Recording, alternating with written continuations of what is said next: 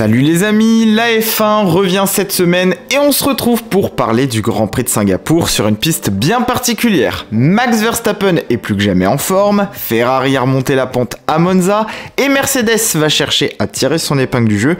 La piste, l'actu et les enjeux, c'est parti pour la preview.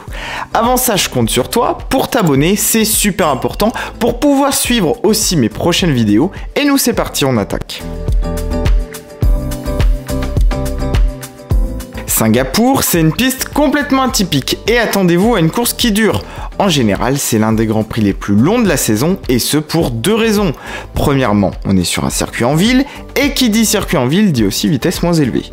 Deuxièmement, parce que c'est souvent qu'à Singapour, on a le droit à des interventions de safety car. Pour vous donner un exemple, lors du dernier Grand Prix en 2019, on en a eu pas moins de 3. Mais alors, cette piste, à quoi elle ressemble? Eh bien, pour un circuit urbain, c'est une piste assez longue, un peu plus de 5 km, avec principalement des virages à angle droit, mais le tracé reste malgré tout assez intéressant. Le rythme est assez soutenu, avec assez peu d'occasions pour les pilotes de souffler, l'humidité et le fait que le Grand Prix se déroule la nuit n'aident pas non plus. Les murs sont proches et ça laisse aucun droit à l'erreur. On retrouve en tout cas quelques portions intéressantes. Le premier enchaînement, qui est crucial, qui conditionne une bonne partie du circuit et où on peut gagner des places et du temps au départ. La ligne droite entre le virage 5 et 7, qui propose la zone de dépassement la plus importante du circuit, sans oublier le passage entre les 18 et 19 sous le tunnel, assez spectaculaire. En tout cas, pour ce retour de la F1 à Singapour, les pilotes pourront s'attendre à une course éprouvante, ça c'est sûr. Et à Singapour, on a aussi eu des moments marquants en piste. En 2017, pour les fans de Ferrari, le départ a donné quelques sueurs froides. Strike entre les deux pilotes qui s'accrochent pris en sandwich par la Red Bull, alors qu'ils avaient clairement une chance de gagner. Grand Prix qui sera d'ailleurs emporté par Lewis Hamilton, et grosse désillusion pour les rouges, qui a bien fait parler après ça. En 2018, le pilote Mercedes remet le couvert et dès le samedi en qualif, il nous fait un tour absolument magistral alors même que les Ferrari semblaient avoir l'avantage ce week-end-là. Un tour d'anthologie et il transformera l'essai le lendemain en remportant sa 69e victoire. L'année suivante, c'est bien les Ferrari qui ont réussi enfin à transformer l'essai. Leclerc et Vettel vont se tirer la bourre pendant toute la course et à la faveur d'une très bonne stratégie, c'est bien Vettel qui va tirer le meilleur parti de la situation et qui va remporter sa dernière victoire en F1.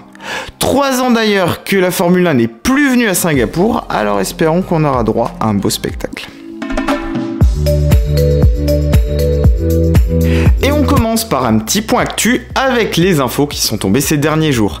La prolongation de Yuki Tsunoda chez AlphaTauri, le pilote japonais qu'on retrouvera du coup l'an prochain, ça y est, c'est fait pour lui. Alors pas trop de surprise de ce côté-là, il affiche pour l'instant un niveau de performance plutôt bon, notamment face à Pierre Gasly, malgré encore quelques petites erreurs. À côté de ça, pour Nicolas Latifi, clap de fin, l'aventure chez Williams se termine pour lui après 3 ans dans l'équipe britannique. Là aussi, ça paraît assez logique, il a été complètement dominé par Alex Albon, pas de points marqués, le coup de grâce a aussi été porté par De Vries, qui a définitivement montré par A plus B que Nicolas, il avait plus sa place. Maintenant, ça laisse donc un siège de disponible et pour l'instant, pas d'autres infos sur le deuxième volant. Je vous invite d'ailleurs à aller voir la vidéo sur les transferts que j'avais préparée il y a quelques temps et pour en savoir plus, je vous mets le lien en fiche.